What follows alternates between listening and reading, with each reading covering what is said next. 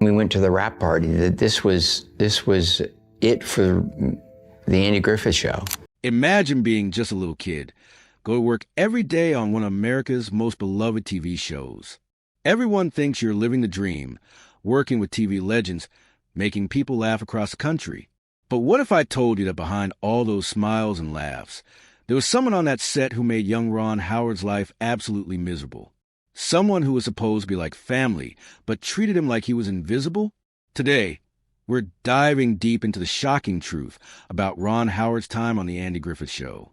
You think you know the story of little Opie Taylor and his sweet Aunt Bee, but the real story behind the cameras will blow your mind. This isn't just about Hollywood drama. It's about how one person's coldness shaped one of the most successful directors in movie history. Before we get into this incredible story, let me paint you a picture of what life was like for Ron Howard back in 1960. Picture this. A 6-year-old boy with bright red hair and freckles, walking onto the set of what would become one of television's greatest shows. Ron wasn't just any kid. He was already a working actor. But the Andy Griffith Show was about to change his life forever. Born on March 1st, 1954, in Duncan, Oklahoma, Ron came from a family that lived and breathed show business. His dad, Rance Howard, was an actor and writer who had changed his last name from Beckenhall to Howard when he started performing. His mom, Jean, was also an actress. So for little Ron, being on a TV set wasn't completely new, but the Andy Griffith Show was different. This was the big leagues. When Ron first walked onto that Mayberry set, he was just a child with a toy turtle, pretending it was dead for a scene. Andy Griffith himself was there, gentle and kind, making sure the little boy felt comfortable. Don Knotts was cracking jokes and making everyone laugh. The whole atmosphere seemed magical, like the perfect place for a kid to grow up. But there was one person on that set who didn't share that warmth. Frances Bavier, the woman who played Aunt Bee, was nothing like the sweet, caring character she portrayed on screen. While millions of Americans watched her make delicious meals and give loving hugs to little Opie, the reality was completely different. Frances Bavier was a professional actress who took her job very seriously. Maybe too seriously. She kept to herself, didn't socialize with the other actors, and seemed to build walls around herself that nobody could break through. For a little kid like Ron Howard, this was confusing and hurtful. Here was someone who was supposed to be his TV aunt, someone who was supposed to care about him, but in real life, she acted like he barely existed. Imagine being a 6-year-old boy and having to work with someone who never smiled at you when the cameras weren't rolling. Someone who never asked how you were doing or showed any interest in you as a person. That's exactly what Ron Howard experienced day after day, year after year, as he grew up on the Andy Griffith Show. The other cast members noticed it too. Howard Morris, who played the wild character Ernest T-Base and also directed some episodes, once said that working with Frances Bavier was like walking through a minefield. You never knew what might set her off. She was extremely particular about everything. Where she stood, how the lights hit her, how other actors moved around her. If someone asked her to move just a few inches for a better camera shot, she might refuse or get upset about it. But it wasn't just her perfectionism that made things difficult. It was her complete lack of warmth toward her fellow actors, especially young Ron Howard. While Andy Griffith was like a father figure to Ron, always encouraging and supportive, Frances Bavier remained cold and distant. She never tried to connect with the little boy who was supposed to be her on-screen nephew. This created a really weird situation on set. When the cameras were rolling, Frances Bavier would transform into the loving Aunt Bee, fussing over Opie, making sure he had enough to eat, worrying about his well-being. But the moment the director yelled cut, that warmth would disappear like it was never there at all. Ron Howard, being just a kid, didn't really understand what was happening. All he knew was that this woman who was supposed to care about him on the show didn't seem to care about him at all in real life. It was confusing and hurtful, but he was a professional little actor, so he kept doing his job and never complained. There was one particular episode that really showed how difficult things were between Ron and Frances Bavier. It was called The Pickle Story, and it's still famous today among fans of the show. In this episode, Aunt Bee makes terrible tasting pickles, but she's so proud of them that nobody wants to hurt her feelings by telling her the truth. So poor little Opie has to eat jar after jar of these awful pickles, pretending they taste good. What fans didn't know was that Ron Howard absolutely hated pickles in real life. He couldn't stand them, but because they were filming a TV show, he had to eat them over and over again for multiple takes. Each time they filmed the scene, he had to choke down more of these disgusting pickles, all while pretending to enjoy them. And who was he acting opposite during this miserable experience? Frances Bavier, playing the aunt who had made these terrible pickles. So not only was Ron suffering through eating food he hated, but he was doing it while working with someone who made him feel uncomfortable and unwelcome on set. It was like a double punishment. Years later, when Ron Howard became a famous director, he would rarely talk about his time on the Andy Griffith Show in negative terms. He's always been a classy guy who doesn't like to say bad things about people. But when pressed about his relationship with Frances Bavier, he never pretended they were close. He never said she was like a real aunt to him, the way he might talk about Andy Griffith being like a father.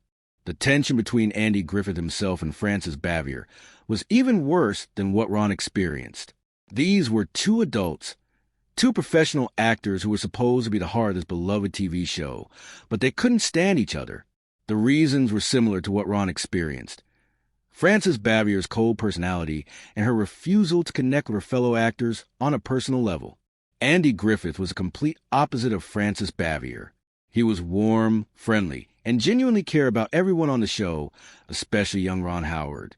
Andy made sure Ron got a good education while working on the show, and he always treated him with respect and kindness.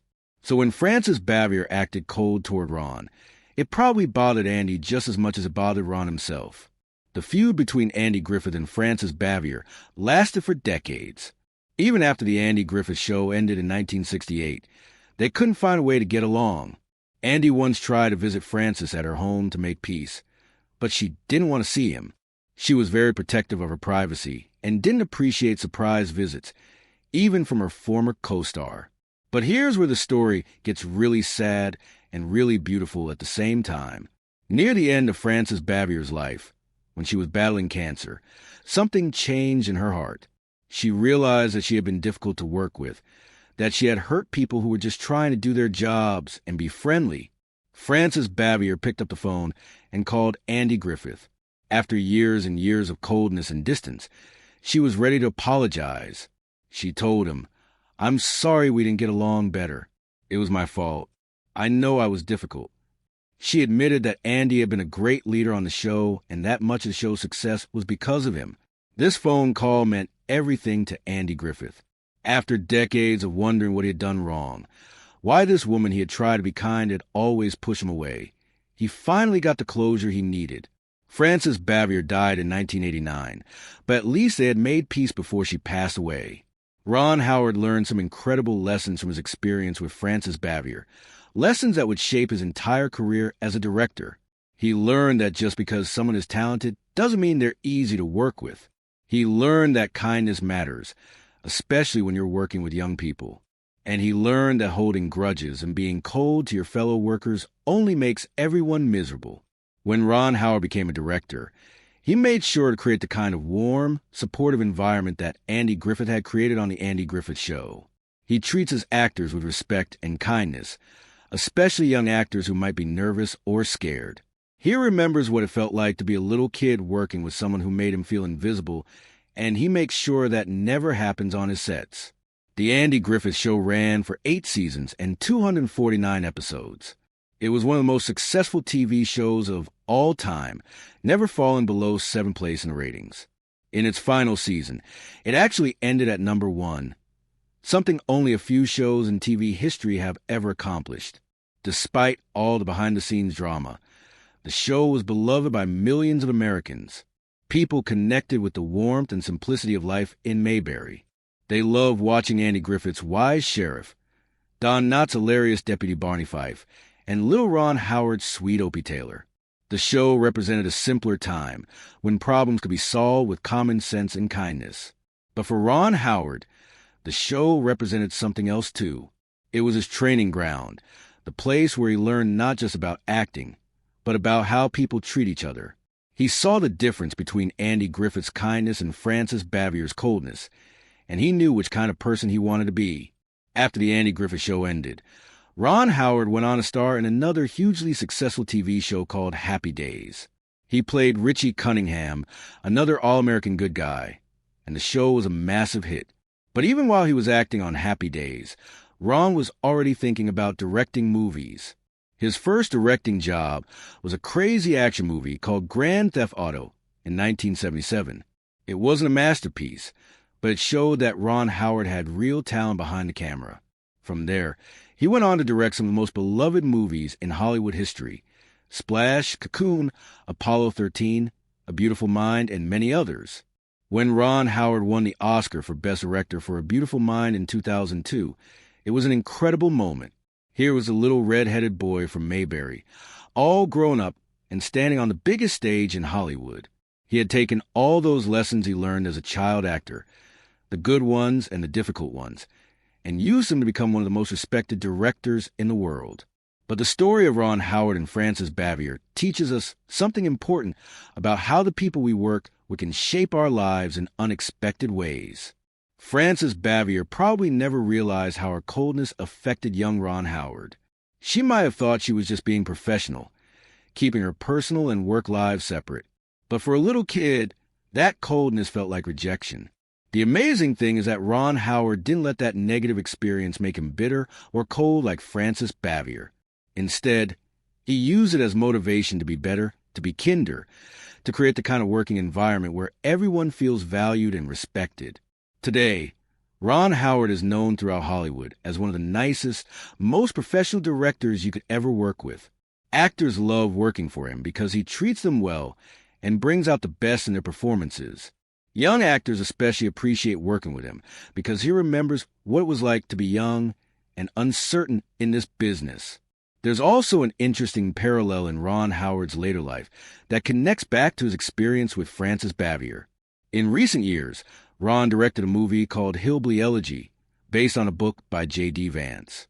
At the time, Vance was just an author telling his personal story, and Ron Howard was drawn to that story of struggle and resilience.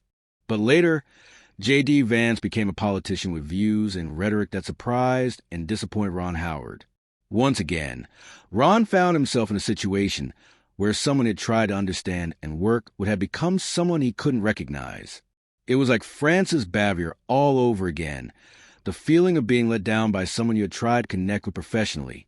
The difference is that now Ron Howard is an adult, a successful director with the confidence to speak his mind when necessary.